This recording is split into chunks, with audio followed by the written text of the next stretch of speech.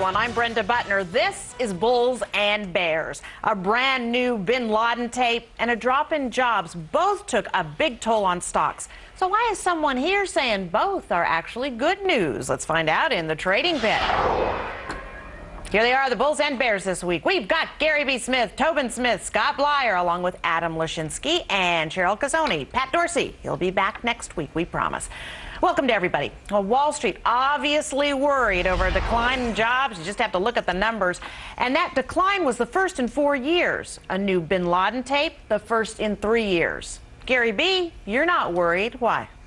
I actually, in a perverse way, Brenda, think it was kind of a good news day. Look, no one likes when anyone loses jobs, but if you took out the loss of the government jobs, the private sector actually increased. Why is that good news? Personally, I like it when the government shrinks. I'd like to see, so be even smaller. Second, whether that's good news or bad news, the fact is the Fed will most definitely cut rates. And the Bin Laden, I mean, that was the really big news also. I'm going to get to that one in 1 second, Brenda. As far as the Fed's going to definitely cut rates, so that's good. It means the tax on money is lower.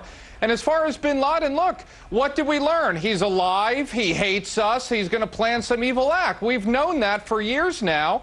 And yet, we've done a good job preventing anything. So, if the market's dropping on that, I think it's more emotional than anything else. And I see it really as, a pretty good day to pick up some good bargains. Okay, you finished? Promise? I think so, yes. I don't want to interrupt.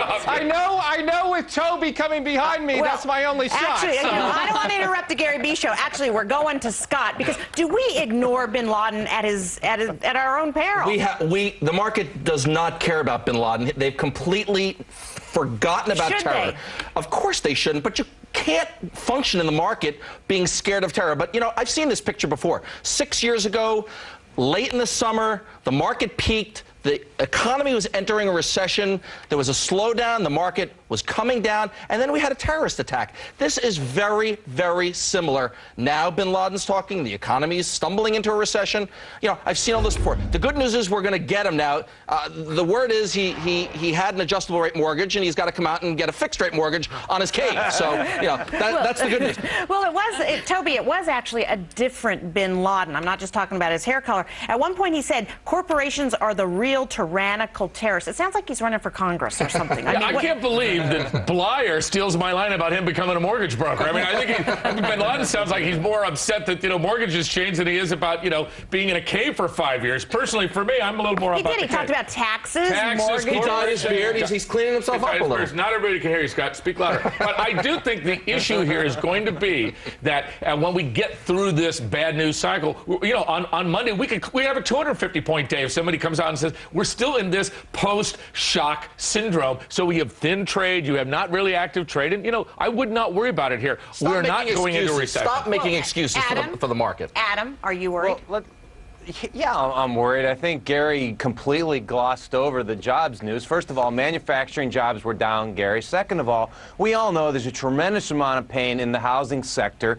in the financial end of that. Financial jobs were flat. There are news reports at the end of the week, Countrywide laying off an additional 12,000 people. We just know anecdotally there are going to be a lot more jobs losses, and the next report is going to be worse than this one, and this one wasn't good, frankly. And just to Bin Laden, I agree with Scott. This doesn't have a day-to-day impact on the market, but it's not helpful. It's not good. We'd be a lot happier if he weren't putting out tapes reminding us that he's still around and he still intends to hurt us. But Cheryl, he's still in a cave. We haven't caught him. No, we have not caught him, and Scott's going to go catch him. I don't know. He seems to think he's going to. But, here's the thing, and I have to disagree with Adam on this. I mean, we have not seen a slowdown in GDP growth. Everybody's talking about recession. On what basis are we talking about recession right now? Bin Laden is talking about recession. I mean, does that worry us? Because are we listening to the devil? Bin Laden and Adam Lashinsky. Thank you to both of you. No, not at all. I think that at this point we've still got GDP growth that's coming in strong. The consumer is not faltering. We've not seen that. And yes, obviously Bin Laden is a problem. We should be careful. We should still think about it.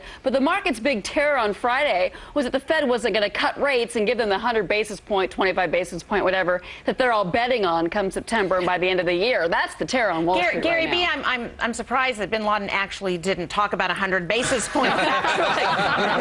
Given his focus on our economy. And I do want to ask that question again. Basically, it sounds like he's some government policy advisor. Does that mean we just do the opposite? I mean, you know, he was right out of the Hillary Clinton playbook, to be honest with you. But, you know, I want to get back to what Scott was saying about bin Laden. You know, he's saying, oh, my gosh, this kind of feels like 2001 again.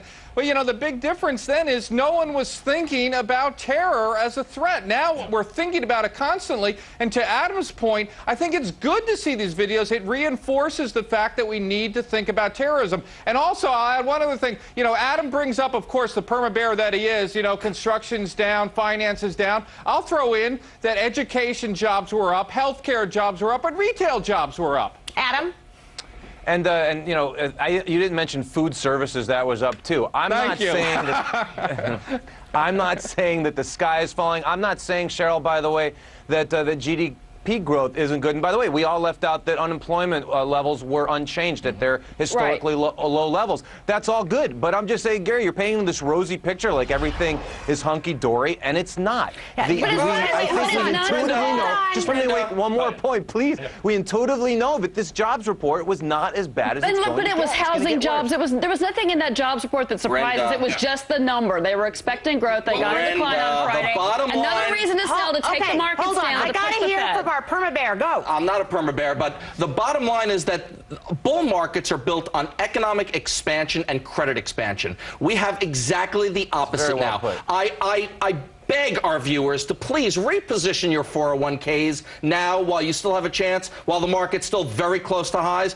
Do it now because it's okay. It's okay to sell stocks if things look like they're contraction. Absolutely. There's nothing wrong.